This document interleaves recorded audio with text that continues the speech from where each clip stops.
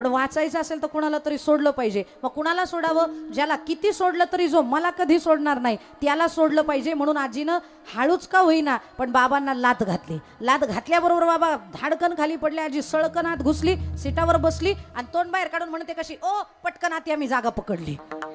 अरे कशासाठी एवढा जीवाचा आटापिटा? There is only one reason, फक्त एकच कारण आहे या सगळ्या आटापिटाचं, फ्रंट सीट।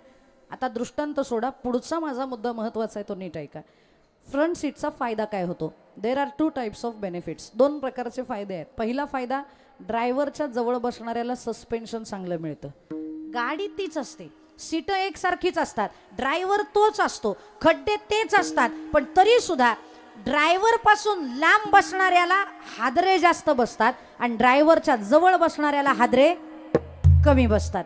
त्याच्यामुळे ड्रायव्हरच्या जवळ सीट भेटलं की सस्पेन्शन चांगलं मिळतं, हा पहिला फायदा। आणि दुसरा फायदा, जर चुकून ड्रायव्हरला कळलं पुढचा ट्रक ड्रायव्हर त्याचा ताबा सुटलाय आणि तो आता माझ्या बसवर येऊन धडकणारच आहे, आदळणारच आहे, तो एसटीचा ड्रायव्हर शेवटपर्यंत प्रयत्न करतो अख्खी एसटी वाचवण्याचा। पण जर नाहीच वाचली तर मग तो शहाणा असतो, तो कट मारून आपली बाजू सेफ करतो, मग पाठीमागं आदळली तरी, ही त्याची मानसिकता असते, पाठीमागं काय का होईना पण पुढं मात्र व्यवस्थित सेफ राहिलं पाहिजे। त्याच्यामुळे ड्रायव्हरच्या जवळ बसणारी जी माणसं असतात ना, त्यांच्या केसालाही धक्का लागत नाही, त्या माणसांना काही त्रास होत नाही। का? कारण ड्रायव्हरच्या जवळ बसलेले असतात आणि कट मारल्याबरोबर ड्रायव्हर बरोबर ती माणसं सेफ झालेली असतात। आता पुढचं वाक्य माझं महत्त्वाचं आहे, ते जरा नीट ऐका। सगळ्यांचं लक्ष आहे ना माझ्याकडे? एकमेकींशी बोलत नाहीत ना तुम्ही? आपापसात गप्पा मारत नाहीत ना तुम्ही? कारण मला दिसतायत म्हणून विचारते।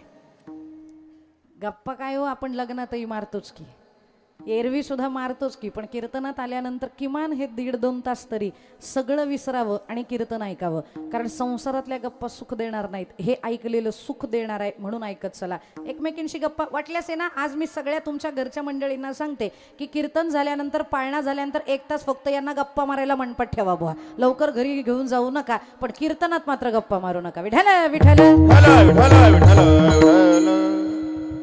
मी 2 फायदे सांगितले आणि आता पुढचं वाक्य महत्त्वाचं आहे, ते नीट ऐका असं मी म्हणाले होते।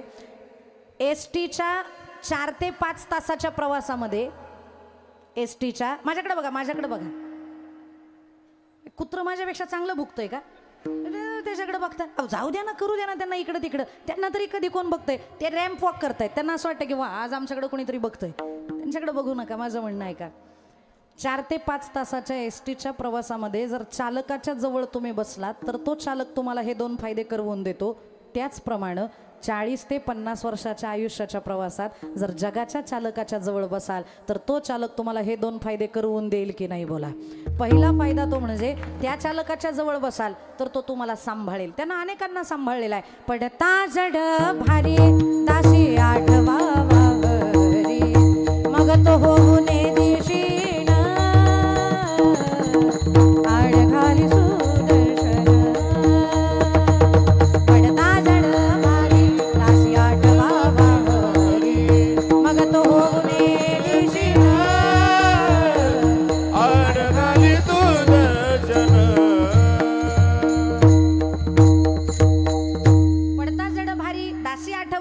मग तो होऊ नये दिशीण आड घाली सुदर्शन। त्यांना आतापर्यंत अनेकांना सांभाळलंय, आपल्याला सांभाळणार नाही का? अनेक जीवाचा करी तो सांभाळ, तुझं मोकलीलं ऐसे नाही। त्याच्यामुळं एकच करा, आवडीने भावे हरिनाम घेसी, तुझी चिंता त्यासी सर्व आहे, हा पहिला फायदा आहे। पण त्यानं सांभाळ कुणाचा केलाय? 3 उदाहरणं पटपट सांगते, पटपट आहे का? पहिलं उदाहरण आहे ते म्हणजे प्रल्हादजींचं। लहान बालकाला सांभाळलं होतं त्यानं, कढईमध्ये टाकलं तर त्या तेलाची, कडकडीत तेलाची फुलं केली, कडेलोट केला तर भगवंतानी अलगद झेललं, होलिकेच्या मांडीवर बसवलं तर आत्या जळून राख झाली पण भाच्याला काही झालं नाही, आणि शेवटी ज्या वेळेला हिरण्यकश्यपूच खड्ग उगारून आला, आज तुझा कार्यक्रमच करतो, आज तुला मारूनच टाकतो असं म्हणून खड्ग उगारलं आणि विचारलं, बोल कुठे आहे तुझा नारायण, आज नाही काय येणार वाचवायला? प्रल्हादजी हसून म्हणतायत, हो तो नाही अशी जागा तरी सांगाव, येरू म्हणे काष्टी पाषाणी सकळ आहे वनमाळी जेथे तेथे, सगळीकडे आहे, मग माझ्या महालातही आहे का? हो महालातही आहे। मग काही या घरातही आहे का? म्हणे हो आहे। मग या खांबातही आहे का? हो आहे। मग बोलव त्याला, सांग त्याला मी मारायला लागलोय। मग भजन चालू केलं प्रल्हादजीने, श्रीमन नारायण नारायण हरे हरे, भजमन नारायण नारायण हरे हरे, नारायण हरे हरे, भजमन नारायण नारायण हरि हरि, नारायण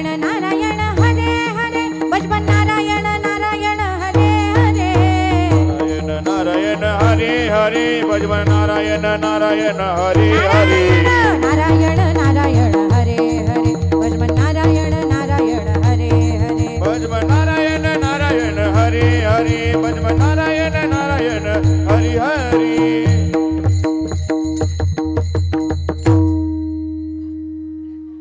यांच्यावरनं एखादी म्हातारी ओवाळून टाका बुवा. फारच गोड वाजवता तुम्ही.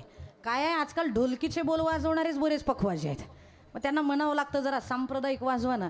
पण तुम्ही सांप्रदायिक वाजवतायत आणि एवढ्या स्पीडमध्ये अगदी परफेक्ट बोल कळावे असं तुम्ही वाजवताय. नाही तर काही काहींचे काय झालं वाघ आला पळा पळा पळा.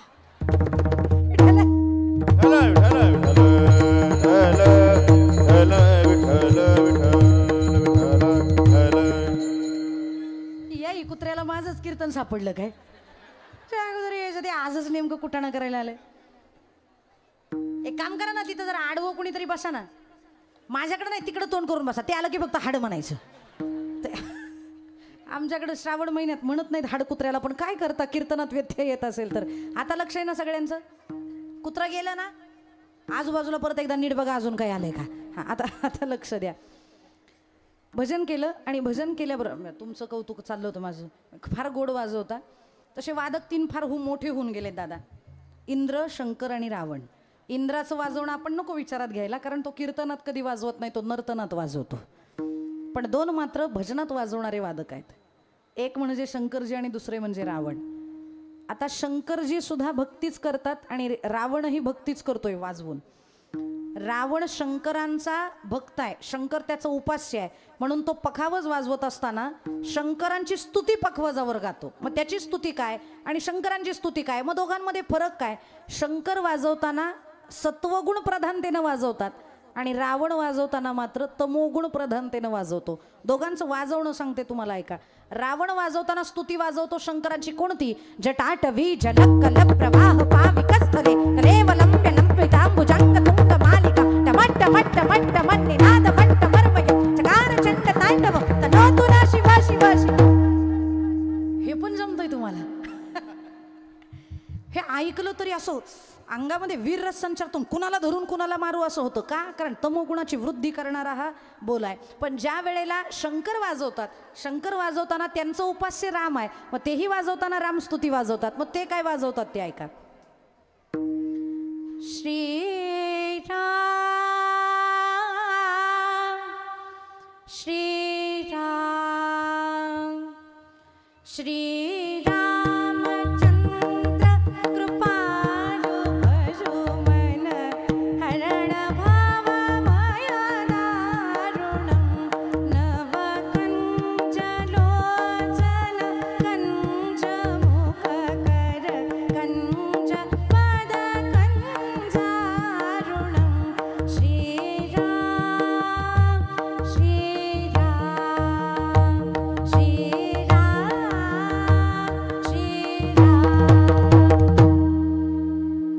बोलासाठी खरं टाळ्या पडल्या पाहिजे.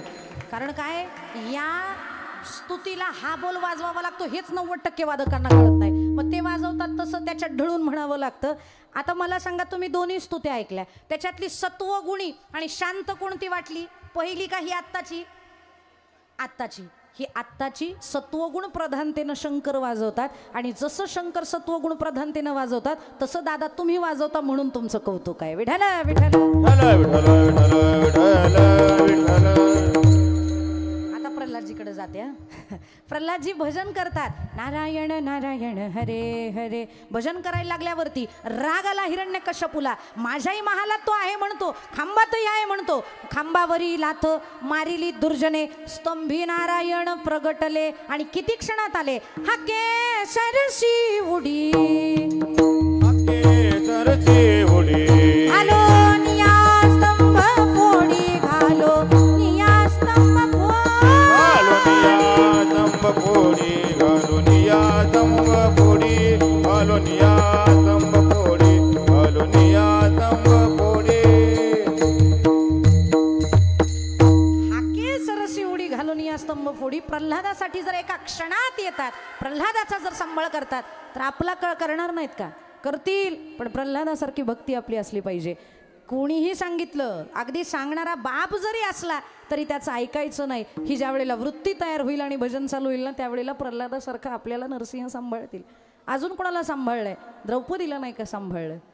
द्रौपदी ज्या वेळेला भर सभेमध्ये चिरहरणा करता आणल्या गेली ना, पहिले भीष्माचार्यांकडे गेली. अहो तुम्ही तरी काहीतरी सांगा त्या दुःशासनाला. भीष्माचार्यांनी खाली मान घातली, पांडवांकडे बघितलं, त्यांनी खाली मान घातली. आत्तापर्यंत निर्या आवरणारी द्रौपदी, तिला ज्या वेळेला कळलं की या सभेमध्ये माझ्या इज्जतीचं रक्षण करणारं कोणी नाही, त्यावेळेला तिनं त्या निर्या सोडल्या आणि हात दोन्ही लांब केले आणि त्या कृष्णाला हाक मारली. कोठे गुंतलासी द्वारकेच्या राया, कोठे गुंतलासी द्वारकेच्या राया, वेल का सखया लावी येला, लावी येला, वेल का सखया लावी येला. द्वारकेच्या राया, द्वारकेच्या राया, वेल का सखया लावी येला, लावी येला, वेल का सखया लावी येला. हाक मारली, कोठे गुंतलासी द्वारकेच्या राया, वेळ सखया लावी येला. पुढं काय झालं सगळ्यांना माहिती आहे. साड्यांचा ढिगारा लागला. दुःशासन ओढतोय साडी, ओढतोय साडी, साडी काही फिटेना आणि द्रौपदी काही विवस्त्र होईना. शेवटी तो मूर्छा येऊन पडला. भीष्माचार्यांच्या डोळ्यात टचकन पाणी आलं आणि त्यांनी सांगितलं, सभाभर खास, कारण जगाचा बाप द्रौपदीच्या पाठीशी उभा राहिलाय. आता कुणी किती प्रयत्न केले तरी द्रौपदी विवस्त्र होणार नाही. सगळी सभा निघून गेली. मग कृष्ण समोर आले आणि कृष्णाचा हा नियम आहे, लक्षात राहू द्यात. जोपर्यंत जग तुमच्या बरोबर आहे ना, तोपर्यंत तो तुमच्याकडे येणार नाही. पण ज्या वेळेला जग तुमची साथ सोडून जाईल ना, त्यावेळेला तुम्हाला सांभाळणारा एकच व्यक्ती असतो आणि तो म्हणजे माझा कृष्ण. ज्या वेळेला सगळ्यांनी पाठ केली त्यावेळेला कृष्ण समोर आले. मग रडायला लागली द्रौपदी आणि विचारते, कृष्णा वेळ का सखया लावी येला? कृष्ण म्हणले, अगं 10 क्षणात आलो की, कुठं उशीर केला? तिनं सांगितलं, प्रल्हादाकडे 1 क्षणात आलास, माझ्याकडं मात्र 9 क्षण उशीर, 10 क्षण लावले, असं का? त्यावेळेला कृष्णानं सांगितलं, तुझी चूक झाली म्हणून उशीर झाला. मी काय चुकले देवा? हाक तर मारली होती. अगं पण हाक कशी मारली? सहज म्हणायला पाहिजे होतं, कोठे गुंतलासी सखया कृष्णा, पण तो हाक मारताना मारलीस, कोठे गुंतलासी द्वारकेच्या राया. द्वारकेच्या राया म्हणली ना, म्हणून इथून द्वारकेला गेलो, राजमुकुट घालून मग इथं राजा बनून आलो. तू चुकलीस म्हणून यायला उशीर झाला. जायला 5 क्षण, यायला 5 क्षण नाही का ग लागत, म्हणून उशीर झाला. द्रौपदीसाठी आला, आपल्यासाठी यायचा नाही. हे ऐकून पुढे म्हणतील, ताई इथंच थांबा. जर 1 क्षणात 10 क्षणात देव येतो ना, तर आमच्यासाठी पण तेवढ्याच क्षणात आला पाहिजे. नाही आला तर मग तुमच्याकडे बघू. असं करू नका बुवा. काही जणांकडे उशिरा पण येतो. शबरीकडे यायला उशीरच केला की आयुष्य गेलं शबरीचं. कृतयुगात वाट बघायला चालू केली होती, त्रेतायुग आलं तरी सुद्धा शबरी हाच प्रश्न विचारते रामांना, आश्रमात या कधी रे येशील, आश्रमात या कधी रे येशील, ही माझी प्रार्थना. रामा रघुनंदना, रामा रघुनंदना. आयुष्य गेलं रामा तुझं भजन करण्यात. रामा रामा रटते रटते बिती रे उमारिया, रघुकुल नंदन कबावगे दिल की डगरिया. आयुष्य गेलं शबरीचं आणि मग 1.5 युग झाल्यानंतर राम भेटायला आले. तोपर्यंत बरेच जण म्हणत होते, बाई सोडून दे त्याचं भजन, कोणीतरी दुसऱ्याचं कर. त्या रामाच्या पाषाण हृदयाला अगं पाजर फुटत नाही. किती काळ झालं भजन करते आणि तिचं भजन एकच. तिनं देव बदलला नाही, येत नाही म्हणून देव बदलला नाही. तिचं एकच ठेका, श्रीराम जय राम जय जय राम, श्रीराम जय राम जय जय राम, श्रीराम जय राम जय जय राम, श्रीराम जय राम जय जय राम, श्रीराम जय राम जय जय राम, श्रीराम जय राम जय जय राम, श्रीराम जय राम जय जय राम, श्रीराम जय राम जय जय राम, श्रीराम जय राम जय जय राम, श्रीराम जय राम जय जय राम, श्रीराम जय राम जय जय राम, श्रीराम जय राम जय जय राम. रामाचं भजन चालू आहे. एका मुलीनं विचारलं, माई तो काही येत नाही, पण आलाच तर काय करशील? तू म्हातारी पण होईनाच भजन केल्यामुळं, आणि भजन करणाऱ्यांचा फायदा आहे बरं का. नीट ऐका, सगळ्यांचं माझ्याकडे लक्ष आहे ना.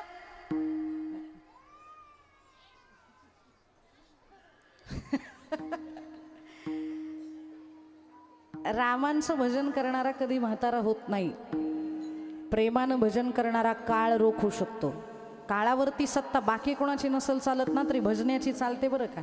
भजन करणारा त्याची केस कधीच पिकत नाही. शबरीची पण पिकली नाही, आमची पण पिकत नाही. आम्ही आठवड्याला डाय करतो हा भाग वेगळा, पण शबरीची खरंच पिकेनात. तिची केस पिकेनात, तिच्या चेहऱ्यावरती सुरकुती येईना. आणि का अशी तिची अवस्था ते तुकोबा एका ठिकाणी सांगतात. राम म्हणता रामची होई जे, राम म्हणता रामची होई जे, राम म्हणता रामची होई, राम म्हणता रामची होई दे. परी बैसोनी पदवी घेई जे, परी बैसोनी पदवी घेई जे, पती बैसोनी पदवी घेई जे. ऐसे सुख वचनी आहे, ऐसे सुख वचनी आहे. पदी बैसोनी पदवी घेई दे, पदी बैसोनी पदवी घेई, ऐसे सुख वचनी आहे, ऐसे सुख वचनी आहे. प्रमाण नीट ऐका. शबरी म्हातारी का होईना? कारण राम म्हणता रामची होई जे. राम म्हणता म्हणता ती कधी राम झाली हे तिला पण कळलं नाही. मग तिनं विचारलं तू मरणार कधी? आणि जर राम आले चुकून तर तू करणार काय? फायदा काय? आणि तू काय करशील जर राम तुला समोर दिसले तर? त्यावेळेला तिनं उत्तर दिलं, राम आएंगे तो अंगना सजाऊंगी, दीप जला के दिवाली में मनाऊंगी, मेरे जन्मों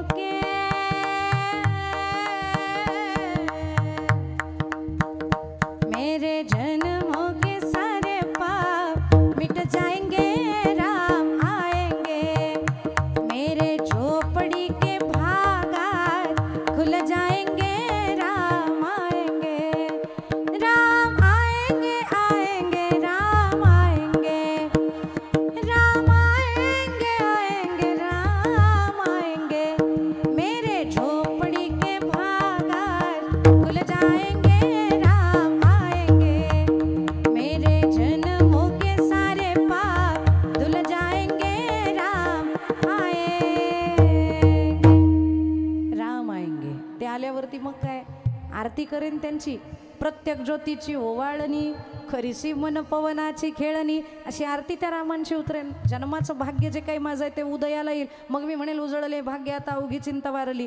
पण तिच्या तेवढ्या प्रेमाखातर प्रभू रामांना वाटवाकडी करावीच लागली. सगळे नाही म्हणत असताना शबरीकडे यावं लागलं. शबरीला भेटल्यानंतर दोघं रडले आणि जातात. आता विचारतात जाऊ का माई? शबरी म्हणली खाल्लं नाही पिल्लं नाही. आता मधला भाग सगळ्यांना माहिती आहे, तो सांगत नाही. आले, उष्टी बोरं खाल्ली, पाय धुतले, कशानं धुतले तर ते डोळ्यातल्या अश्रूनं चरण प्रक्षालन केलं. आता निघाले, जाताना विचारतात माई जाऊ? ते म्हणते ज्याच्या आयुष्यातनं राम जाईल त्याच्या आयुष्यात काय राम राहील. पण तरी सुद्धा तुम्हाला जावं लागणार आहे देवा, मला माहिती आहे पुढं कामं खूप आहेत, जा.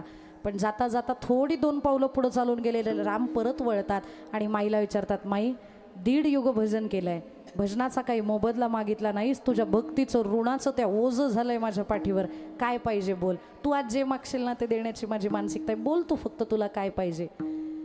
शबरीमाईनं डोळे पुसले आणि सांगितले, रामा मागणार नव्हते, पण आता तू स्वतःहून 2 पावलं पुढं जाऊन मागं वळलायस आणि मी नाही म्हणणं हे मला शोभणार नाही. जर द्यायचंच आहे ना रामा तर एकच द्या, मला पुन्हा जन्म द्या. शबरीमाईनं असं मागितल्यावर राम हसून म्हणतात, या जन्मामध्ये 1.5 युग तुला वाट बघायला लावली, एवढा त्रास तुला दिला, अजूनही तुला त्रास सहन करायचा आहे, जन्मालाच यायचे. त्यावेळेला तिनं सांगितलं, घेईन मी जन्म याजसाठी देवा, तुझी चरणसेवा साधावया, तुझं भजन करायचंय देवा. मग रामांनी विचारलं, या जन्मात 1.5 युग भजन केले ना तरी भजनच का करायचंय? भजन केल्यानंतर मी मिळणं ही भजनाची परिपूर्ती आहे. मग परिपूर्ती झाल्यानंतरही तुला अजून भजनच का करण्याची इच्छा आहे? त्यावेळेला शबरीचं उत्तर फार गोड आहे. जे साधक आहेत त्यांनी व्यवस्थित ऐका.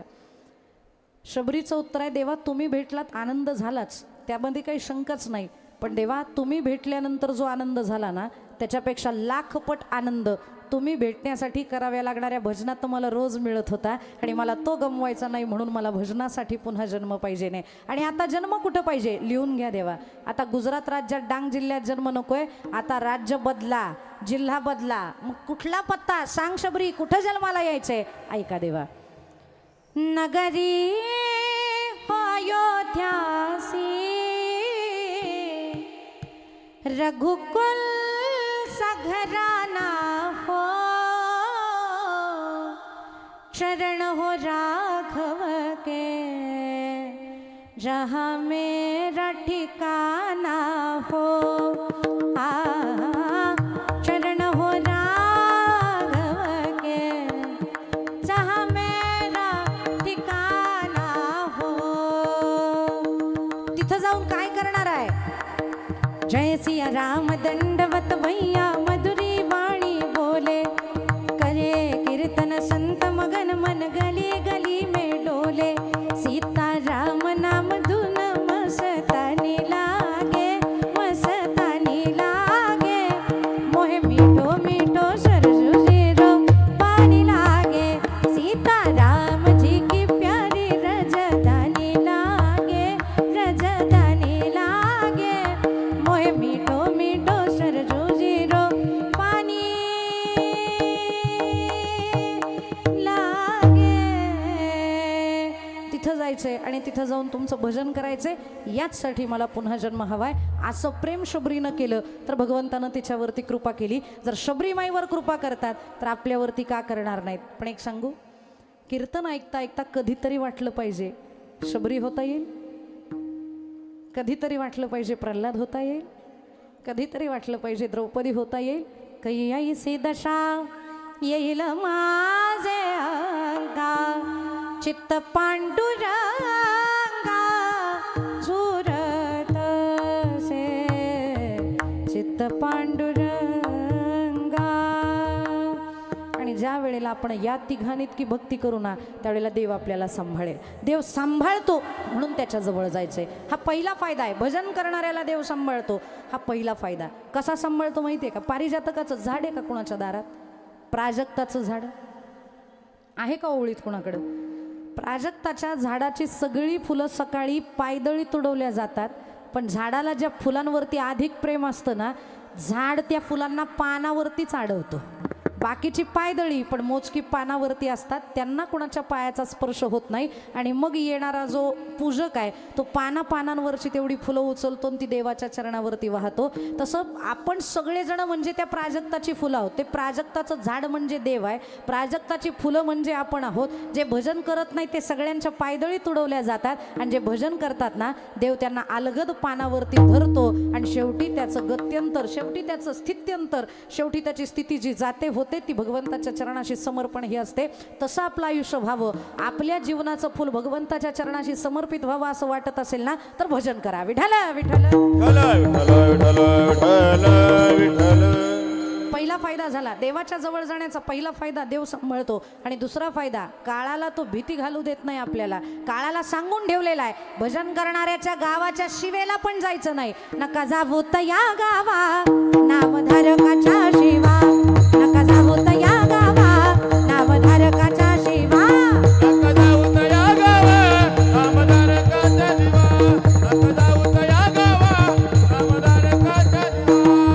सुदर्शन येवा हिरण्या फिरे भोवती, हिरण्या फिरे भोवती, नका जावो या गावा नामधारकाच्या शिवा, नका जावो या गावा नामधारकाच्या शिवा.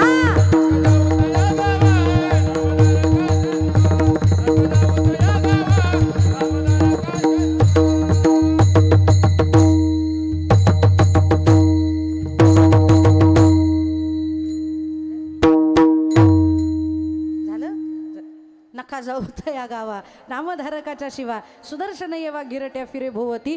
काळ त्याच्या जवळ सुद्धा जात नाही, म्हणून तर तुकोबराय म्हणतात, जगा काळ खाय आम्ही माथा दिला पाय. त्यासाठी भगवंताच्या जवळ जावं लागतं, त्याचं स्मरण करावं लागतं. आता इथं बसलेली बरीचशी माणसं चुळबुळ करतायत, ते म्हणतील हे काही कळे ना बुवा. देवाच्या जवळ गेल्यावरती देव सांभाळतो, त्यानं अनेकांना सांभाळलं, काळ येऊ देत नाही देव जवळ. हे सगळे सोडा, संसारात काय फायदा होईल का बोला? कृष्णाला आम्ही जवळ करू, पण तो जवळ आल्यावर संसारात काय फायदा होईल का? होतो ना, झालाय ना एकाला. कुणाला? सुदामजींना. सुदामजी अखंड कृष्णाचं भजन करणारे आणि बायको एकदा रागावून चिडून त्यांना बोलती झाली.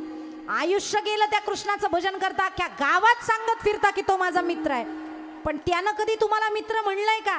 जर तो तुमचा मित्र असता तर हे 18 विश्व दारिद्र्य घरात असतं का? जा त्याला जाऊन सांगा तुमच्या घरात काय परिस्थिती आहे, माझी लेकरं तटतटा उपाशी मारतायत आणि तुम्ही तरी त्याचं भजन करता, बंद करा त्याचं भजन.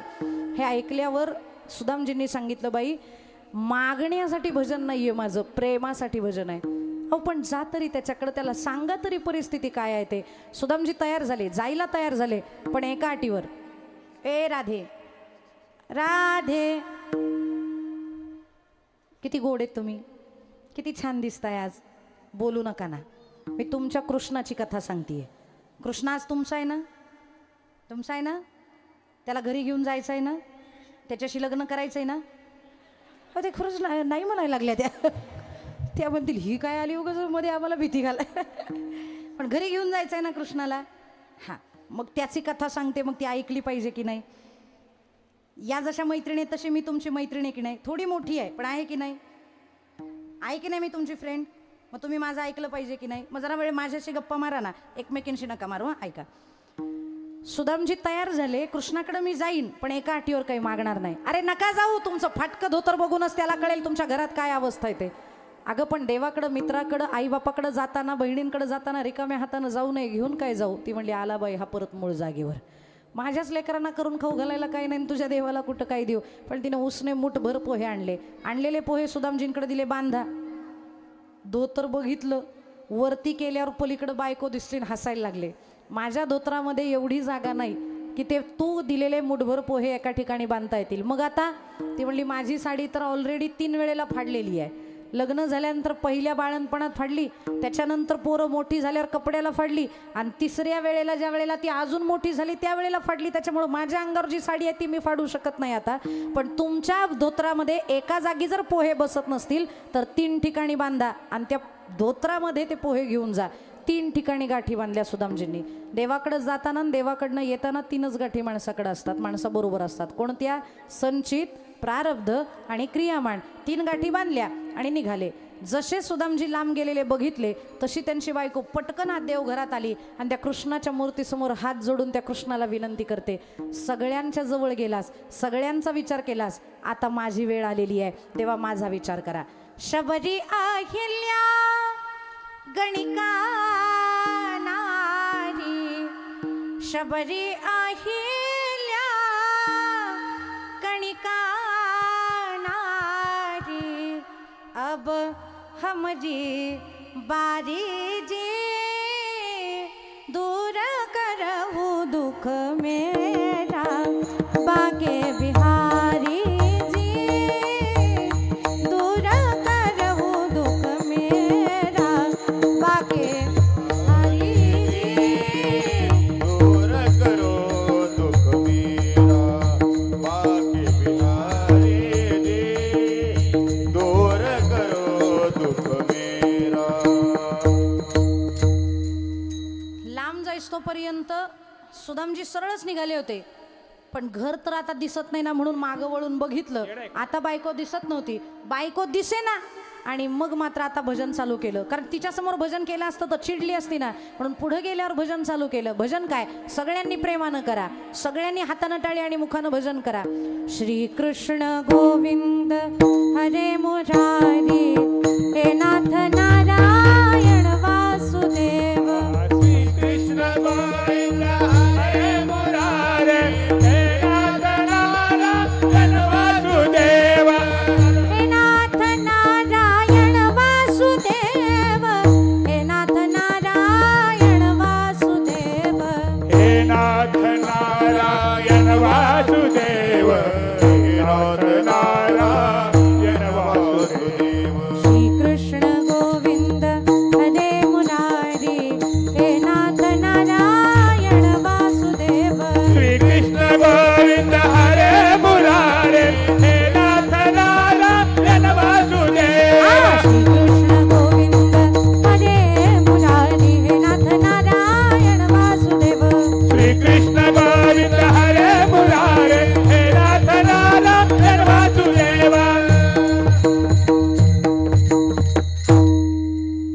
द्वारकेत. का?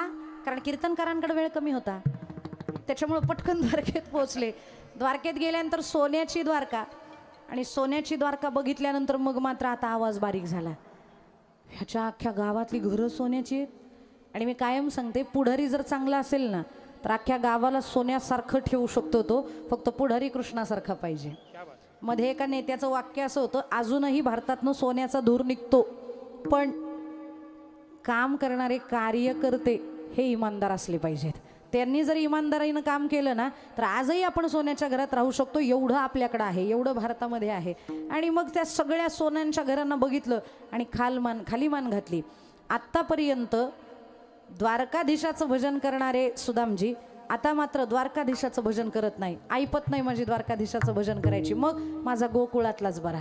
मग त्या गोकुळातल्या कृष्णाचं भजन चालू केलं. ब्रिजजन प्रियतम बालमुकुंदम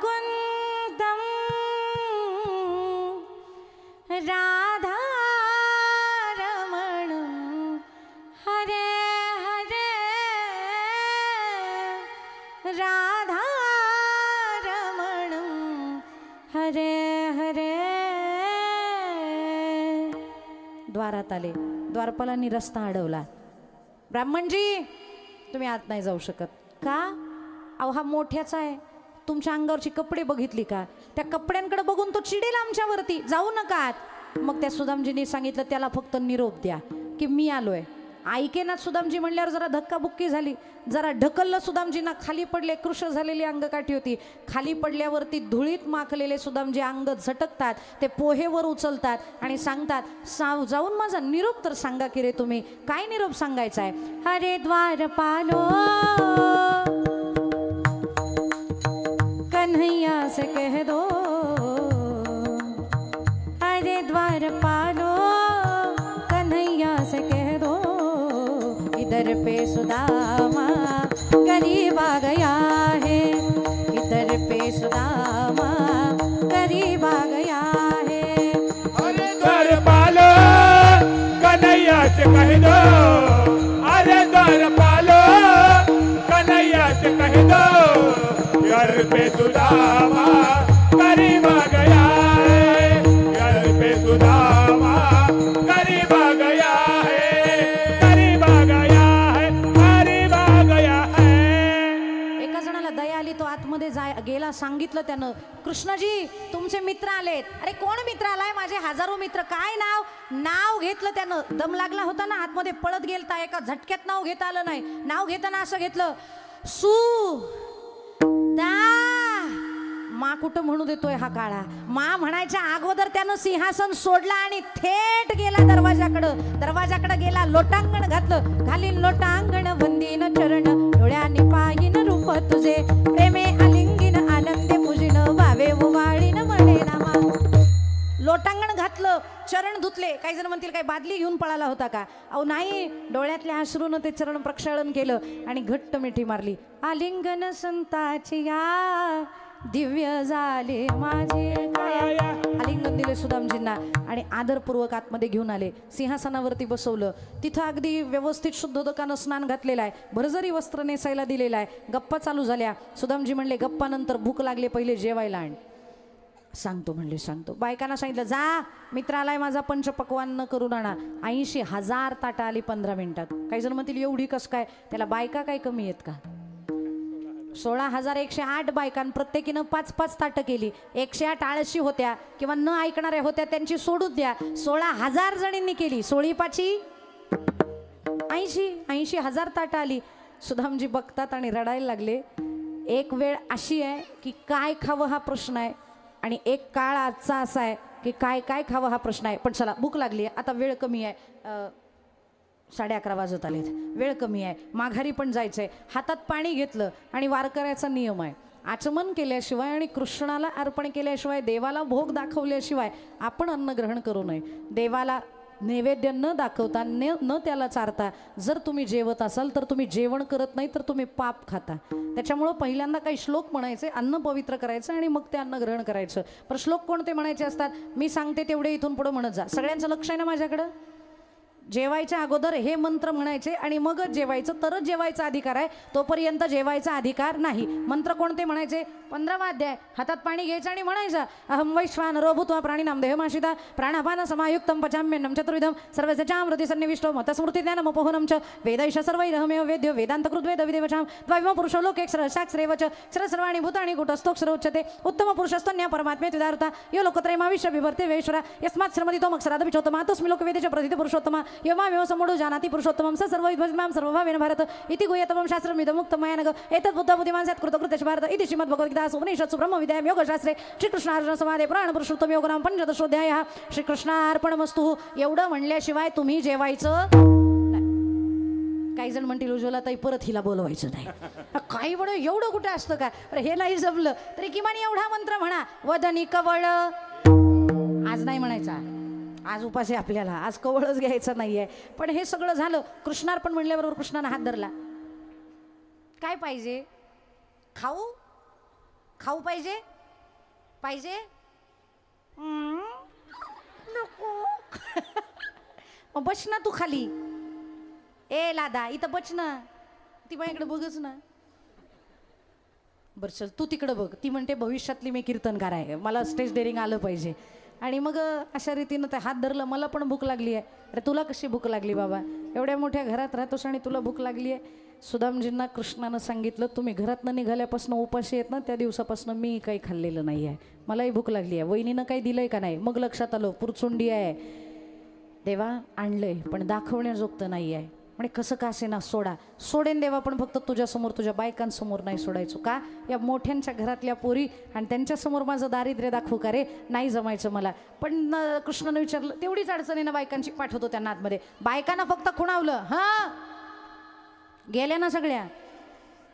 म्हणजे तुम्ही कधी ट्राय करू नका इथली पुरुष मंडळी, जमायचं नाही कशाला आपलं उगीच. पण कृष्णानं नुसतं खुणवलं आणि सगळ्या जणी निघून गेल्या. गेल्याबरोबर इकडं पुरचुंडी पहिली सोडली. पहिली पुरचुंडी सोडली, संचित संपलं सुदामजींचं. दुसरी पुरचुंडी सोडली, क्रियामाण संपलं. आणि तिसरी पुरचुंडी सोडल्याबरोबर एका जनार्दनी भोग प्रारब्धाचा हरी कृपे त्याचा नाश झाला.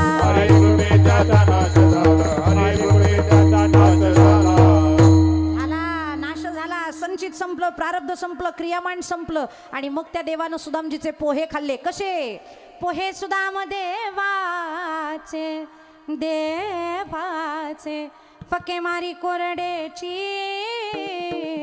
गरीबाचं खाताना तो आनंदानं खातो बरं का. कुणा गरीबाचं खाल्लंय? शबरी के बेरोर सुदामजी के छावल रुचि रुचि भोग लगाय.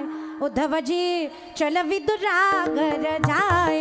उद्धवजी चल विदुरागर जाय. उद्धवजी चल विदुरागर जाय. उद्धवजी चल विदुरागर जाय. सुदामजींचे पोहे खाल्ले. सुदामजींनी जेवण केलं. निघाल्यानंतर सगळं घर रडतंय. देवाचा मित्र चालला. देवा ज्याच्यावरती प्रेम करतो तो निघाला. जाताना शिदोरी बांधून दिलेली आहे. घरी लेकरांसाठी न्या. खुश झाले सुदामजी. पण माझ्या घरी काय दारिद्र्य हे सांगितलं नाही. जाताना पाऊल घराच्या बाहेर टाकणार तेवढ्यात भगवंतानं सुदामजींना अडवलं आणि सांगितलं थांबा. सुदाम देवा थांबा. म्हणे काय झालं देवा? काही चुकलं का? चुकलं नाही, जा. पण अंगावरची कपडे भर जरी माझीच राहिली हो, ती काढून ठेवा, तुमचं फाटकं घालून जा. मनातल्या मनात म्हणले कपटी कुठला? याच्याकडं फार रास लागली कपड्यांची, तरी माझ्या अंगावरचे कपडे काढून घ्यायला लागला. काढतो. कपटी म्हणल्याबरोबर हात धरला आणि हळूच विचारलं कपटी कोण ते ठरवा. संदीपानी ऋषींच्या आश्रमात शिकायला कोण कोण? देवा आपण. लाकडं तोडायला गेलं कोण कोण? देवा आपण. चणे कुणाकडे होते? देवा माझ्याकडं. पोहे कुणाकडे होते? देवा माझ्याकडं. खायचे कुणी होते? देवा आपण. खाल्ले कुणी? सुदाम देवा. देवा कपडे काढतो, इज्जत काढू नका. जातो मी कपडे काढायला. आत गेले, कपडे काढली, देवाची घडी घालून ठेवली आपली. परत फाटकी ती धोतर घातलं, त्याच्या हातात ती कपडे दिले. देवा आता जाऊ. जा. देवा काही चुकलं असेल तर मनामध्ये राग ठेवू नका. झाला असेल अज्ञानपणामध्ये काही, मी तवा नाथ अपराधी कर्महीन मती मंद बुद्धी, अशी अवस्था झाली असेल पण तो राग मनात ठेवू नका. देवानं डोक्यावर पोटावरती हात ठेवला आणि नशीब पालटवलं सुदामजींचं. सुदामजी लांब जाईस तोपर्यंत कृष्ण हात करत होते आणि लांब गेल्यावर माघारी जसे कृष्ण फिरले रुक्मिणीनं दार अडवलं. काय का भक्ताचा अपमान केला सांगा? भक्ताचा अपमान करणाऱ्याला माझ्या घरामध्ये स्थान नाही, अजिबात माझ्या वाड्यात यायचं नाही. का सुदामजींची कपडे काढून घेतली? त्यावेळेला कृष्ण रडतात आणि सांगतात, तुला तो अपमान केल्यासारखा वाटला का? अगं अपमान नाही केला मी, माझा फायदा होता म्हणून कपडे काढून घेतली. विचारलं का काढली, कारण काय ते मला कळू द्या, मी तुम्हाला आत घेते. त्यावेळेला श्रीकृष्णानं उत्तर दिलं, ज्या वेळेला सुदामजींनी ही कपडे त्यांच्या अंगावरती घातली होती ना, त्यावेळेला त्या कपड्यांमध्ये सुद्धा त्यांचं माझं भजन चालू होतं. ते मला स्मरत होते, माझं चिंतन करत होते. त्याच्यामुळे या कपड्यांना सुदामजींनी आत्म कृष्ण नामाचं अस्तर लावलेलं आहे. भविष्यात जर मला कधी सुदामजींची आठवण झाली तर थेट त्यांना भेटायला जाऊन मला त्यांना आलिंगन देता यायचं नाही, पण त्यांनी घातलेली कपडे जरी उराशी कवटाळली ना तरी मला माझा मित्र भेटल्याची अनुभूती येईल आणि हा अनुभव मला गमवायचा नव्हता म्हणून कपडे काढून घेतली. नाहीतर तसं त्यांना भरपूर दिलेलं आहे. बरं, मग मोबदल्यात दिलं काय? त्यांचे पोहे खाल्ले, मोबदल्यात त्यांना काय दिलं? मग उत्तर देतात, सुदामा ब्राह्मण दुःखे दरिद्रे पिढीला मुष्टी पोहे घेऊन त्याच्या भेटीला गेलेला शुद्ध भाव देखून विठोबाचा धर्म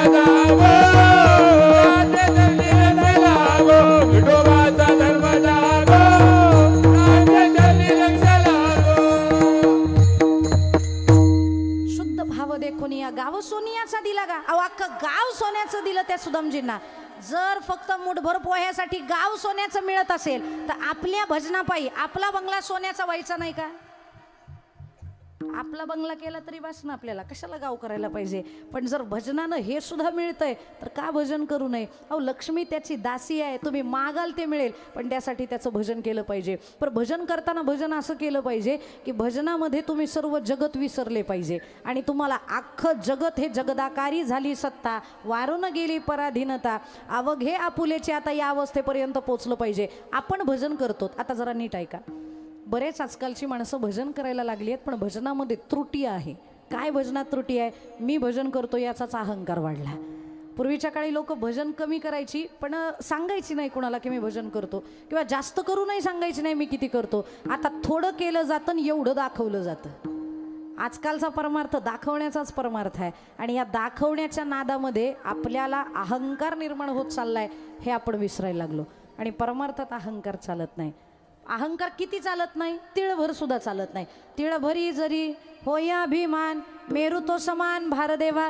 तिळभर, आता काही जण मला विचारतील, ताई तिळभरानं काय होणार आहे? डोंगर भर असतात तर ठीक आहे, पण तिळभर अभिमानानं काय होणार आहे? काय होतं सांगते, भजन करा. विठाला विठाला. माता माऊलीनं तुमच्याकडे पुरणपोळ्या करतात का? सणाला करतात.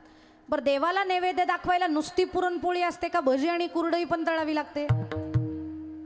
इकडं काय करतात? कुरडई भजी असते का नैवेद्यात? पुरणपोळी नाही, भजी नाही तळत, पापड नाही तळत, कुरडई नाही तळत, नाही. मग काय असतं तुमच्याकडं नैवेद्याला? नुसत्या पोळ्या, वरण भात, पापड. पापड असतो ना, मग तेच म्हणते ना, पापड असतो ना. चकल्या, कुरडायला चकली बोलतात होय, पण चकल्या असतात ना. इथं घोळ झाला. चकल्या असतात. तर चकल्या तळताना तुम्ही, बरं आता मला सांगा, चकल्या तळायच्या म्हणल्यावरती कढई भर तेल घ्यावं लागतं, बरोबर? बरं, आता चकल्या तळल्या, भजी तळली, पापड तळले, हे सगळं तळल्यानंतर तेल उरतं का संपतं? आ, उरतं? तुम्ही पण किचनमध्ये जाता म्हणजे. तेल उरतं. बरं, उरलेलं तेल टाकून द्यायचं का दुसऱ्या पदार्थाला वापरायचं असतं? तुम्ही काय करता? टाकून देता का परत ते वापरता? आ, टाकून देईल ती बाईच कसली, ती ते परत वापरते. बरं, ते वापरायचे म्हणून ती काय करते? ती कढई अशी उचलते आणि एका डब्यामध्ये तेल काढून ठेवते, वाटीत तेल काढून ठेवते. पण तेल काढताना फक्त कढई वाकडी करते का बोटानं पुसून तेल काढते?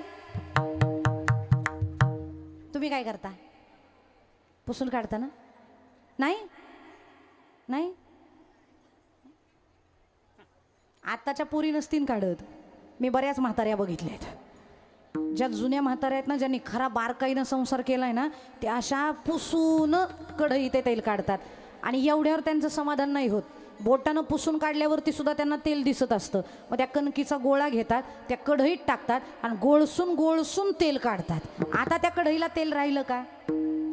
राहिलं का? नाही. नक्की नाही ना? खरं बोला. आता कढईला तेल राहिलं नाही. मग आता त्याच्यामध्ये लिटरभर दूध तापवायला काही अडचण? खोटारड्या कुठल्या? त्या कढईला आपण पुसून घेतल्यानंतर सुद्धा त्याच्यामध्ये आपण लिटरभर दूध तापवत नाही का? कारण अगदी डोळ्यांना न दिसणारा तेलाचा अंश त्या कढईला चिटकलेला असतो आणि तो न दिसणारा तेलाचा अंश सुद्धा इतका ताकदवान असतो की लिटरभर दूध नासवण्याची क्षमता त्याच्यात असते. लिटरभर दूध नासतं फक्त थोडक्याशा त्या न दिसणाऱ्या तेलामुळं.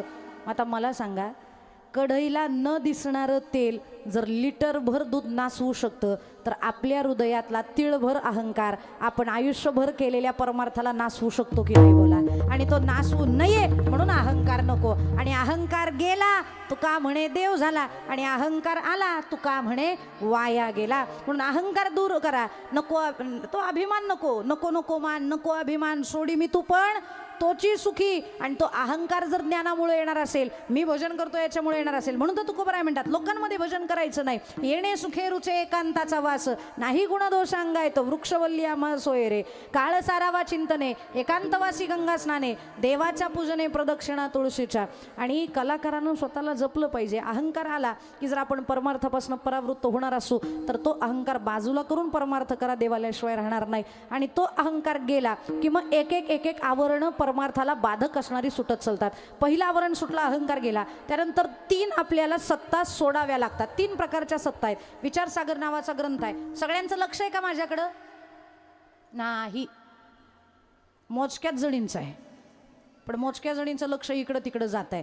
थोडंसं लक्ष द्या. मुलं खेळणार आहेत, ती खेळकर आहेत. तुमचं लक्ष माझ्याकडे असणं गरजेचं आहे. संपलाय माझा वेळ, अगदी 20 मिनिटं राहिलेली आहेत. मी 5 मिनिटामध्ये जन्माची कथा चालू करणार आहे आणि माझं कीर्तन संपवणार आहे. परत इकडं कधी येणं होईल मला माहीत नाही, पण आज मात्र थोडं व्यवस्थित ऐका. थोडा उशिरा जन्म. आपण कृष्णाला सांगू जरा थांबातमध्ये, थोडा वेळ थांब, आमचं अजून कीर्तन संपलेलं नाही आहे, तोपर्यंत आपण त्याला आठवू, फक्त तुम्ही लक्ष द्या.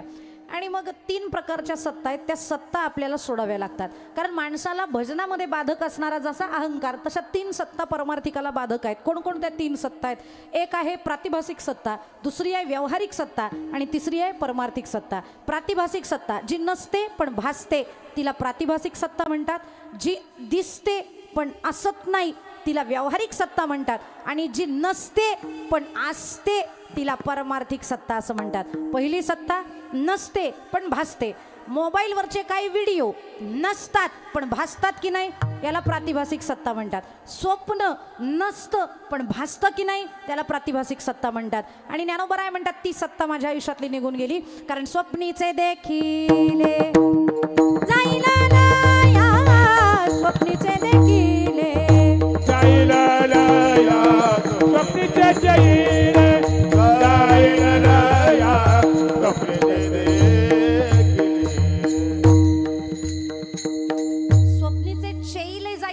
स्वप्नीचे देखील जाईल लया, म्हणजे माझी प्रातिभासिक सत्ता. हा जो मला आतापर्यंतचा प्रतिबंध होता तो संपला. दुसरा प्रतिबंध आहे ते म्हणजे व्यावहारिक सत्ता.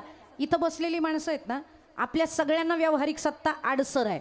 काही जणांना वाटतं मी फार मोठ्या पदावरती आहे, काही जणांना वाटतं मी फार मोठा अधिकारी आहे, काही जणांना वाटतं मी फार मोठा पैसेवाला आहे. खरं सांगू, हे सगळं इथं आहे तोपर्यंतच.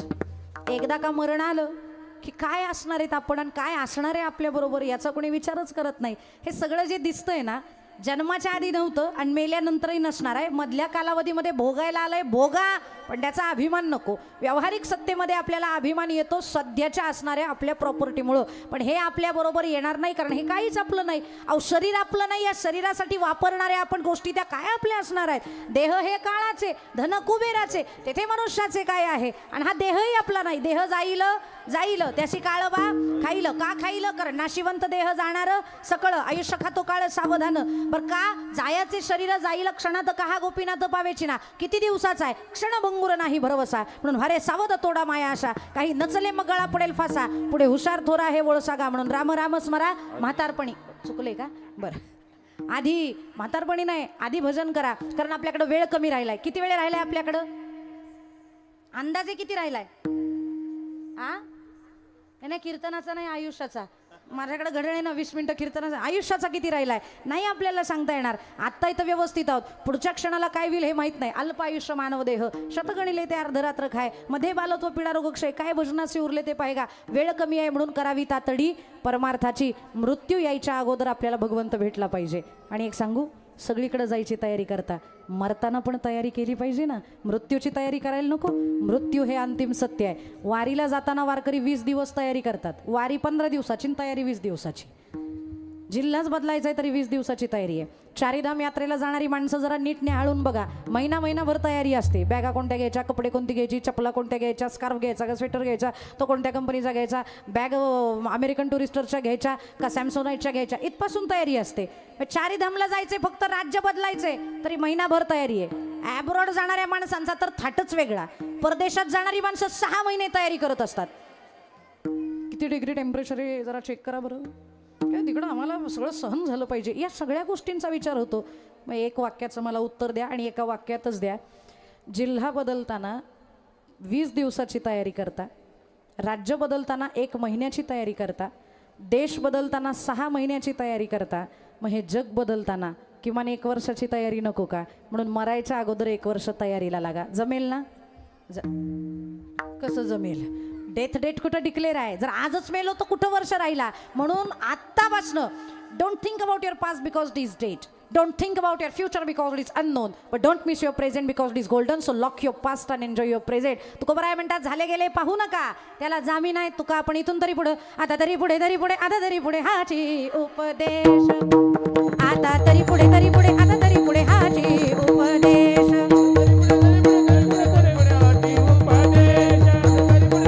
आता तरी पुढे हाची उपदेश.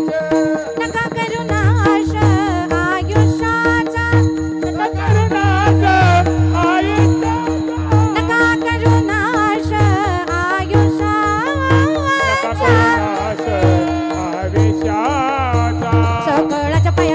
सकळाच्या पाया माझे दंडवत. सकळाच्या पाया, सकळाच्या पाया माझे दंडवत. सकळाच्या पाय, सकळाच्या पाय माझे दंडवत. माझे दंडवत, माझे दंडवत. आता तरी पुढे हाची उपदेश. नका करू नाश आयुष्याचा. आपल्याकडे वेळ कमी आहे म्हणून करावी तातडी परमार्थाची. जवळ हे सगळं सिद्ध आहे, हात चालावया पाय, तव तू आपले सोहित पाहे तीर्थयात्रे जाय चुकू नको. परमार्थाची घाई करा, त्वरा करा. कसा परमार्थ करायचा माहिती नसेल तर संतांना विचारा. कोणत्या संतांना विचारायचंय? ज्ञानोबा तुकोबा सोडून काय कोणाला विचारायला जायची गरज आहे? ज्ञानोबा तुकोबांसारखी एवढी महान व्यक्तिमत्व आपल्याला लाभलेली आहेत. ज्ञानोबा माय आहे आणि तुकोबा बाप आहे, म्हणून रोज सकाळ संध्याकाळ त्यांचं भजन करा आणि विचारा माझ्यावरती कृपा कधी करणार आहे. ज्ञानोबांना विचारा, ज्ञानोबा माय आहात, आई आहात, आई नाही कृपा करणार तर कोण करणार? तुम्ही माझ्यावरती कृपा करा. आणि ज्ञानोबांनी खरं तर आपल्यावर कृपाच केलेली आहे. महाराष्ट्रात जन्माला येऊन, भारतात जन्माला येऊन आपल्यावर कृपाच केलेली आहे. काय पिकतं तिथं विकत नाही. आपल्या लोकांना ज्ञानोबा तुकोबांची किंमत नाही. बाहेरच्या देशातली लोक ज्ञानोबांच्या पाया पडतात, पण आपल्याला मात्र पाया पडताना लाज वाटते. आपण मात्र ज्ञानोबांकडे जात नाही, आळंदीला देहूला जात नाही. हे आपलं दुर्दैव आहे. एका मुलानं मला कीर्तन झाल्यावरती प्रश्न विचारला, ताई जर भारतातल्या लोकांना ज्ञानोबांची किंमत नाही आणि जर बाहेरच्या देशातल्या लोकांना ज्ञानोबांची किंमत आहे तर ज्ञानोबा अमेरिकेत का नाही जन्माला आले? मला तिथं उत्तरच देता आलं नाही. आणि 8 दिवस या प्रश्नानं मला झोपही नीट लागू दिली नाही. 8 दिवस विचार केल्यानंतर मला सापडलेलं उत्तर आहे, ज्ञानोबारायांनीच दिलेलं उत्तर आहे. मला योग्य वाटलं ते तुम्हाला सांगते. तुम्हाला पटलं तर संग्रही ठेवा, नाही तर लिव्ह इट. ज्ञानोबारायांचं घर खूप मोठं आहे. ज्ञानोबारायांचं घर किती मोठं आहे? हे विश्वाची माझे खार, ऐसी मती जयाची स्थिर, किंबहुना चराचर आपणची जाहला. हे विश्व ज्ञानोबारायांचं घर आहे. मग जसे आपण कप्पे केलेत ना आपल्या बंगल्याचे, तसे ज्ञानोबांनी पण केले असतीलच की हो. ज्ञानोबारायांच्या विश्वरूपी घराचा नीट ऐका, मी महत्त्वाचा मुद्दा सांगतेय. सगळ्यांचं माझ्याकडे लक्ष आहे, लक्ष द्या, लक्ष द्या. ज्ञानोबारायांच्या विश्वरूपी घराचा हॉल म्हणजे अमेरिका आहे. त्या विश्वरूपी घरातल्या शोभेच्या वस्तू म्हणजे स्वित्झर्लंड आहे. ज्ञानोबारायांच्या घरातल्या इलेक्ट्रॉनिक वस्तू म्हणजे जपान आहे. आणि माझ्या ज्ञानोबारायांच्या विश्वरूपी घराचं देवघर म्हणजे भारत आहे. आणि साधू महात्मा हा देवघरातच वास्तव्याला येईल म्हणून ज्ञानोबाराय इथं भारतात आलेत. हे आपलं भाग्य आहे. पवित्र ते कुळ पावन तो देश जेथे हरीचे दास जन्म घेती. त्या कुळात, त्या घराण्यात, त्या मातीत आपण जन्माला आलेलो आहोत. ते आपलं भाग्य आहे. म्हणून ज्ञानोबा तुकोबांना विचारा, काय भक्तीच्या त्या वाटा मजदा माव्या सुभटा, मजदा माव्या सुभटा, काय भक्तीच्या त्या वाटा, काय भक्तीच्या त्या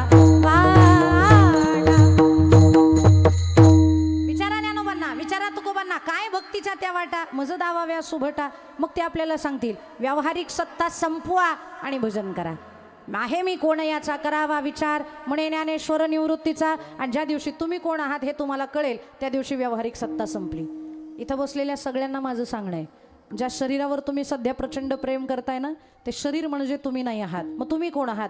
शंकराचार्य सुद्धा षट श्लोकीमध्ये म्हणजे निर्वाण षटकामध्ये असं सांगतात, मनोबुद्धी अहंकार चित्तानी नाहम न च श्रोत्र जिव्हे न च घ्राण नेत्रे न च व्योम भूमिर्न तेजो न वायु चिदानंद रूप शिवोहम शिवोहम अहम निर्विकल्पो निराकार रूपो विभूत्व च सर्वत्र सर्वेंद्रियाणां न चासंगतं नैव मुक्तिर्नमेय चिदानंद रूप शिवोहम शिवोहम अहम ब्रह्मास्मि अयमात्मा ब्रह्म तत्त्वम असी प्रज्ञानम ब्रह्म अयमात्मा ब्रह्म. हे ज्या दिवशी तुम्हाला कळेल त्या दिवशी तुम्ही तुकोबांसारखं म्हणाल, मी वासुदेव तत्वता कळो येईल विचारिता आहे ठाऊका सौभाग्य संता तुझा नाही आणि का मागुता गा, तुझा नाही आणि का मागुता गा.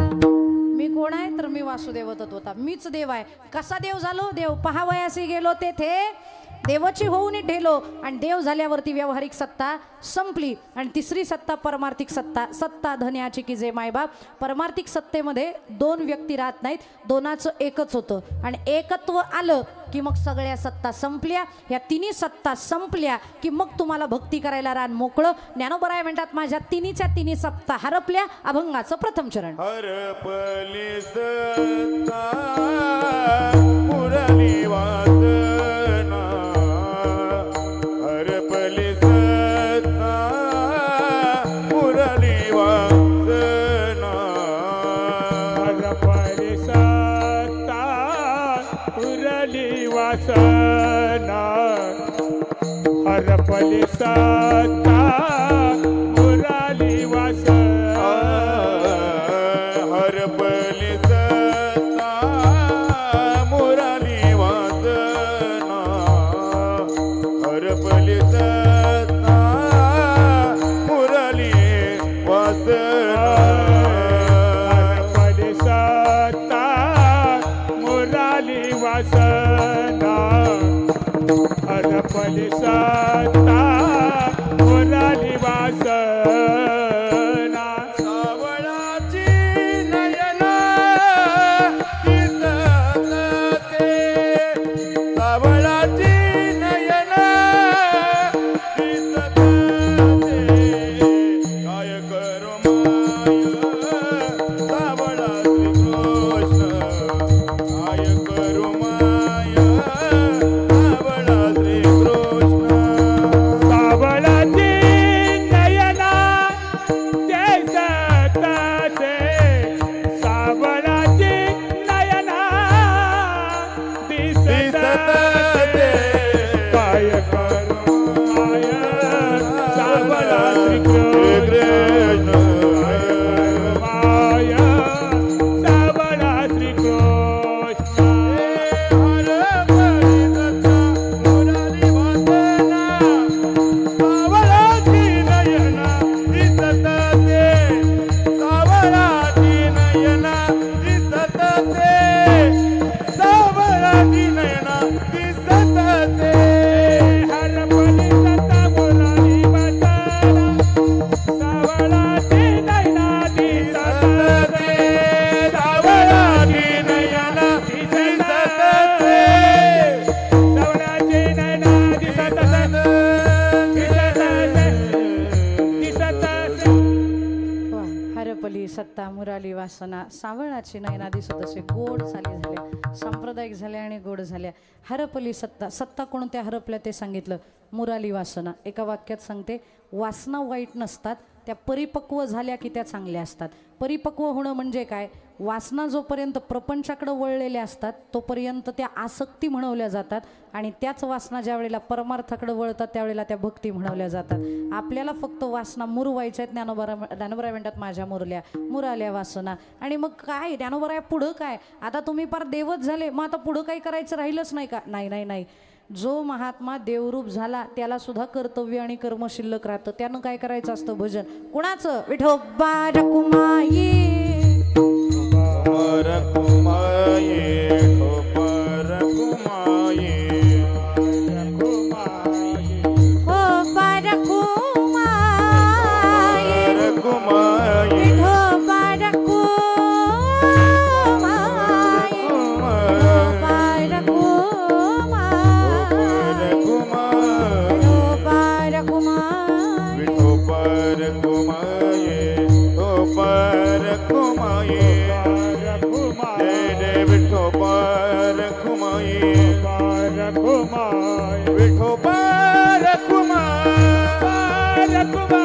विठोबा रखुमाई विठोबा रखुमाई विठोबा रखुमाई ठोपर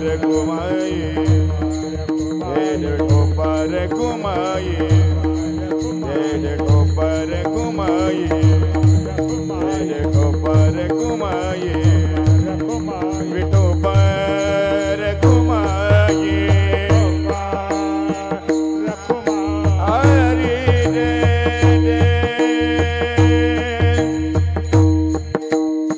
हरि रे हरि रे हरि हरि रे विठोबा रखुमाई हरि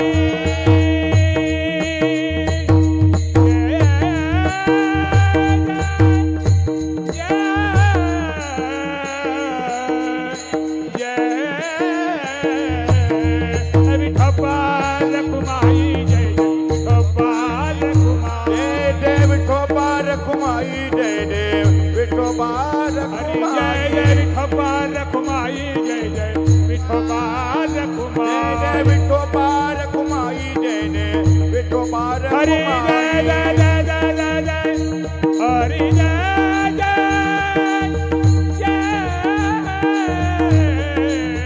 जय जय विठोबा रखुमाई जय जय विठोबा रखुमाई विठोबा रखुमाई जय विठोबा जय रखुमाई विठोबा रखुमाई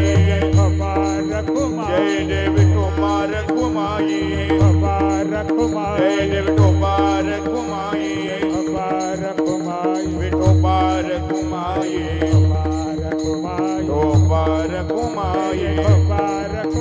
विठोबा रखुमाई विठोबा रखुमाई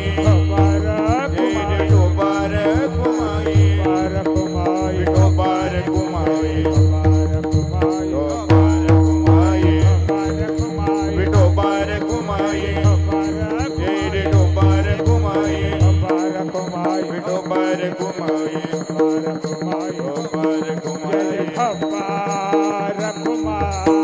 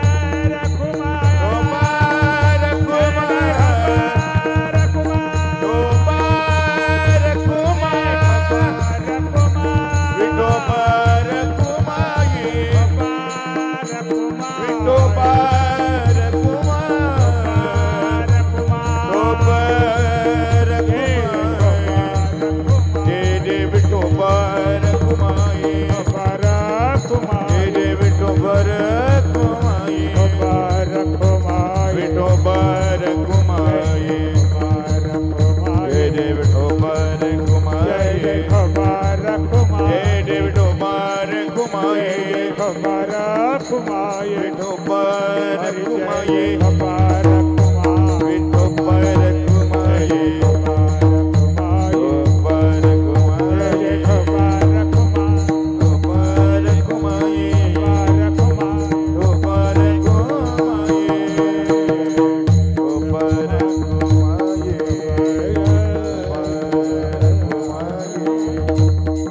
विठोबा रखुमाये विठोबा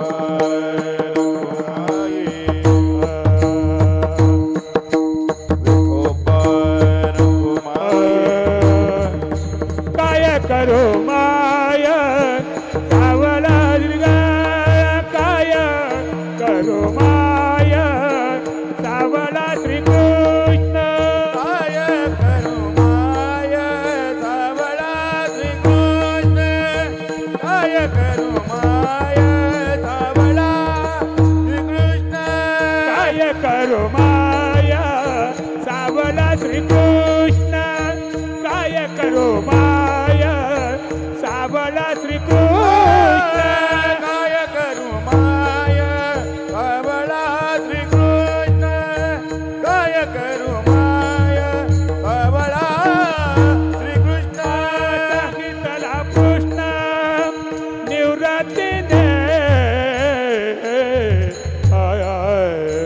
सांगितला प्रश्न निवृत्तीने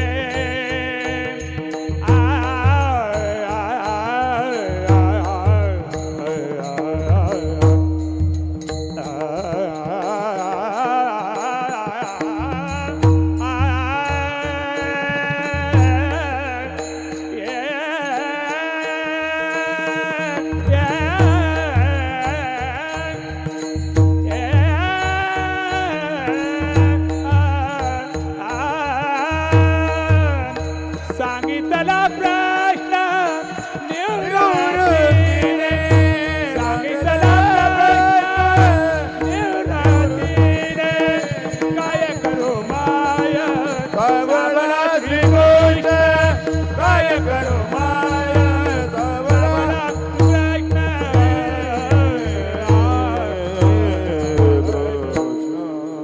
काय करू माये सावळा श्रीकृष्ण सांगितला प्रश्न निवृत्तीने.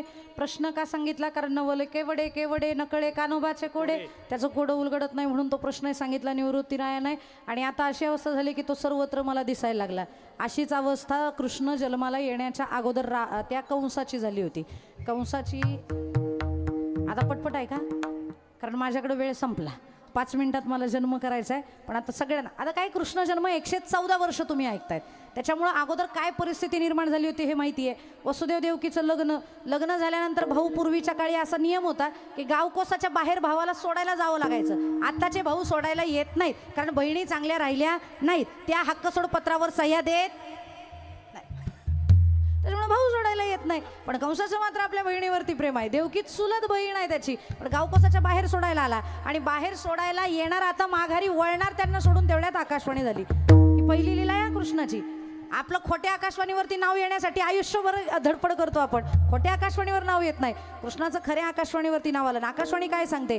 हे कंसा, दुष्ट कंसा, तुला मारणारा तुझा शत्रू तुझ्याच बहिणीच्या पोटी 8व्या जन्माला येणार आहे. मग काय त्याला काय बरं वाटणार आहे का? त्यानं लगेच खड्ग उगारलेलं खड्ग वसुदेवाने हवेतच धरलं आणि सांगितलं, बाबा तिला मारणार, तुला मारणारा तिचा 8वा पुत्र आहे. तिथं मारणार नाही. आम्हा दोघांना कारागृहात ठेव. जेवढी 8 मुलं आम्हाला होतील ती तुझ्या स्वाधीन करू. त्याच्यानंतर वाटल्यास आम्हाला सोड. हे त्याला पटलं. एखाद्या स्त्री हत्येचं पातक घेऊ नये आणि तुम्हीही घेत जाऊ नका. मुलगी असो किंवा मुलगा त्याला मारू नका. कळी उमलायच्या अगोदरच कुस्करतात लोक तिच्या पाकळ्या. होऊ नाही देत कधी तिच्या भावना मोकळ्या. पोटातच पुरी मारणार आहे. काय त्या पुरीने तुमचं वाटोळं केलेलं आहे. आणि ज्याच्या घरामध्ये लेक नाही, माझी तर आजी असं म्हणायची, ज्या बाईला मुलगी नाही उठल्या उठल्या तिचा तोंड सुद्धा बघायचं.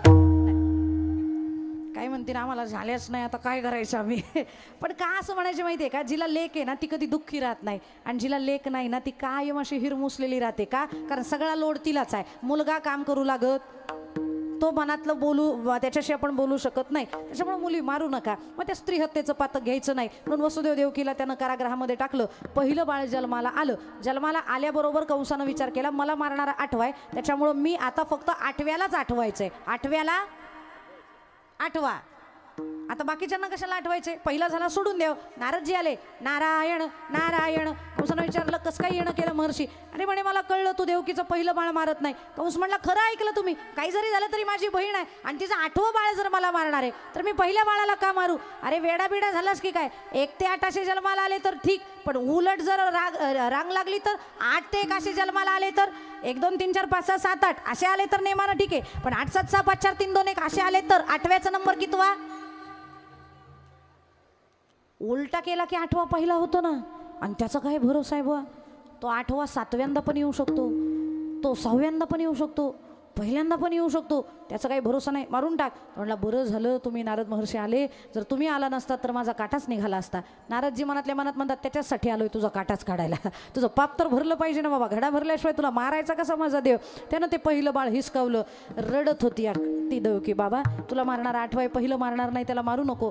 पण तो मदन मस्त झालेला. त्यानं हातात ते बाळ घेतलं, गरगर फिरवलं, दगडावर आपटलं, ते गतप्राण झालं. 1 ते 6 बाळ मारली. 7वा गर्भयोग मायनं नेला आणि 8व्याला आज 8वा. 8वा तो त्याला आठवा. त्याचं भजन करा, त्याचं नामस्मरण करा. जन्माला येण्याच्या अगोदरची ग्रह परिस्थिती, नक्षत्र काय होतं, महिना कोणता होता, आता हे सांगायची आपल्याला गरज आहे का? दशरथे मारिला तोची होता मास, मारिला तोची होता मास. वर्षा ऋतू असे शुक्ल पक्ष, वर्षा ऋतू असे शुक्ल पक्ष, वर्षा ऋतू असे शुक्ल पक्ष. वसुनाम तिथी बुधवार असे, शुक सांगत असे परीक्षिती. ही सगळी अगोदरची परिस्थिती आहे. श्रावण महिना शुक्ल पक्ष आहे, त्याच्यातली अष्टमी आहे आणि अख्ख्या त्या कारागृहामध्ये भयानक असा तेजाचा प्रकाश पडलेला आहे. हे तेज कशाचं होतं? हे तेज कृष्णाचं नाही, कृष्णाच्या आईचं होतं. जर बाळ चांगलं जन्माला येणार असेल ना तर आईचं भयानक तेज वाढतं. देवकीचं तेज वाढलं होतं. तिचं तेज बघून बघून त्या कंसाला सेज बाज निज कृष्ण सखे बाप रखमादेवी वरू सावळी ये तेज. तिचं सावळं ते तेज जसं फाकायला लागलं तसं कंसाला भीती वाटायला लागली. त्याला जेवताना कृष्ण दिसायचा, त्याला बायकोत कृष्ण दिसायचा, त्याला सैनिकात कृष्ण दिसायचा, त्याला जिथं जाईल तिथं कृष्ण दिसायचा. लोकांना वाटलं कंसाला वेड लागलं, पण वेड लागल्याशिवाय तो तरी कुठं भेटतो? त्यालाही कृष्णाचं वेड लागलं. भरे मारण्याच्या हेतून का असे ना, पण त्याचं वेड लागलं पाहिजे. कंसाला त्याचं वेड लागलं. कृष्ण कृष्ण कृष्ण कृष्ण हे अखंड त्याच्याकडनं चिंतन घडलं. तेव्हाच भगवंत त्याच्याकडं पण आले. चिंतन रागात असो नाही तर प्रेमात असो, चिंतन झाल्याशिवाय कृष्ण येत नाही. म्हणून कंसाला बाप रखमादेवी वरू सावळी ये तेज. सेज शेजारी कृष्ण दिसायला लागला. बाज बसल्यावरती, बाजेवरती, झोपल्यावरती पण कृष्ण दिसायला लागला आणि निज झोपल्यावरती पण स्वप्न कृष्णाची यायला लागली. सर्वत्र कृष्ण कृष्ण कृष्ण त्याचं झालं. इकडं देवकीचं तेज वाढायला लागलं. तिचं तेज वाढलं की याचा बीपी वाढायचा. आता मी मरणार, आता मी मरणार, आता मी मरणार. त्याला हे कळत नव्हतं. जसं बोलेल तसं होतं. म्हणून बोलताना 10 वेळेला विचार करायचा असतो. आपण बोललेलं युनिव्हर्समध्ये गेलं की युनिव्हर्स तसं करत असतं. त्याच्यामुळं चुकीचं बोलायचं नाही, निगेटिव्ह बोलायचं नाही. आपण बोलू ते होतं, तेवढी क्षमता आपल्या वाणीमध्ये असते. त्याच्यामुळं आपण बोलताना काय बोलतो याचा विचार करायचा. तो म्हणायला लागला आता मी मरणार, आता मी मरणार, आता मी मरणार. आणि कालांतरानं तेच सत्य झालं. असो, इकडं देवकीचं तेज वाढायला लागलं होतं. शुक्ल पक्ष आणि ते अष्टमीचा दिवस, अष्टमीची रात्र उजाडली. दिवसभर तिला कळा होत्या पण तिने आवाज काढला नाही. का? कारण माझ्या भावाला जर कळलं तर तो येईल, तो सावध होईल, तो जागा होईल आणि मग तो माझं बाळ मारून टाकेल. तिने दिवसभर कळा सहन केल्या. रात्रीचा प्रहर झाला, बाहेर पाऊस पडायला लागलेला आहे आणि अशा पावसाच्या परिस्थितीमध्ये अयोनी संभव नामयाचा स्वामी प्रगटला. 12 वाजता बरोबर भगवंत अवतरले आणि ज्या वेळेला अवतरले त्यावेळेला कारागृहात अंधार, पण हजारो फोकस मारल्यासारखा उजेड त्या बालकावरती होता. पण जन्माला आले त्यावेळेला बाळ नव्हते. मग ती 8 वर्षाची मूर्ती ते बघितल्यावरती देवकी म्हणते हे नाही माझं, हे माझं नाही. अरे माझं जन्माला आलेलं बारीक असेल, हे एवढं मोठं कसं काय? कृष्णानं सांगितलं काही महत्त्वाच्या गोष्टी सांगायच्या आहेत म्हणून असं आलोय. ऐका, मला इथनं लवकर हलवायचंय तुम्हाला. मी बाळ म्हणून आलो की मला बोलता येणार नाही, पण मी अगोदरच तुम्हाला सांगतोय तयार राहा. मला इथून हलवायचंय, पण कुठं न्यायचंय मला? पत्ता लिहून घ्या. नंदाच्या घराला मदने गोकुळाला, मदने गोकुळाला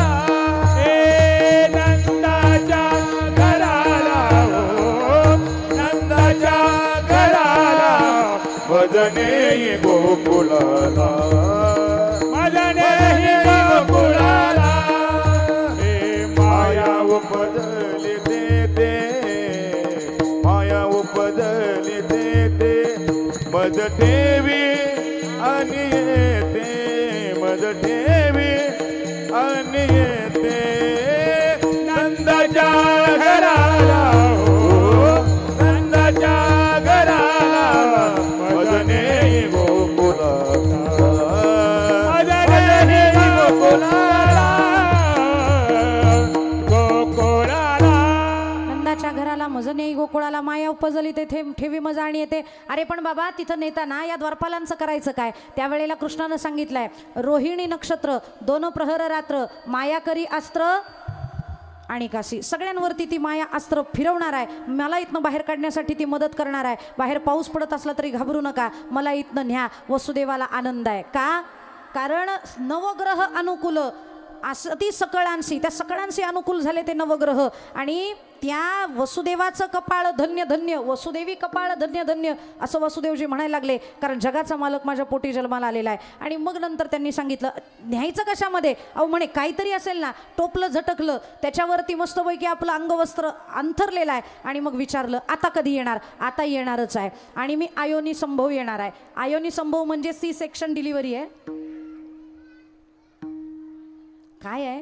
आत्ताच्या डॉक्टरांना असं वाटतं की आम्ही फार हुशार आहे. अयोनी संभव योनीचा स्पर्श न होता ज्याचा संभव होतो त्याला आयोनी संभव म्हणतात. आणि सी सेक्शनमध्ये सुद्धा डिलिव्हरी अशीच होते जी डिलिव्हरी यशोदेची त्या देवकीची झाली आणि देवकीच्याही अगोदर कौसल्याची झालेली आहे. कारण आयोनी संभव प्रगटला हा राघव सुद्धा आयोनी संभव प्रगटलेला आहे आणि कृष्ण सुद्धा आयोनी संभव आहे. पण गर्भात मात्र आला का? कारण गर्भानं विनंती केली होती कृष्णा जर तुम्ही इथं आले नाहीत तर गर्भ अपवित्र मानल्या जाईल म्हणून तुम्ही माझ्याकडे यावं. म्हणून त्यानं स्तुती केली विनंती केली आगतम कृष्णा सुस्वागतम कृष्णा स्वागतम कृष्ण स्वागतम कृष्ण आगतम सुस्वागतम शरणागतम कृष्णा स्वागतम कृष्ण स्वागतम कृष्ण आगतम कृष्णा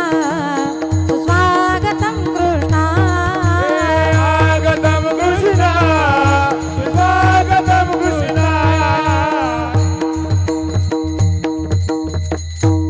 गर्भानं विनंती केली म्हणून भगवंत गर्भात आले.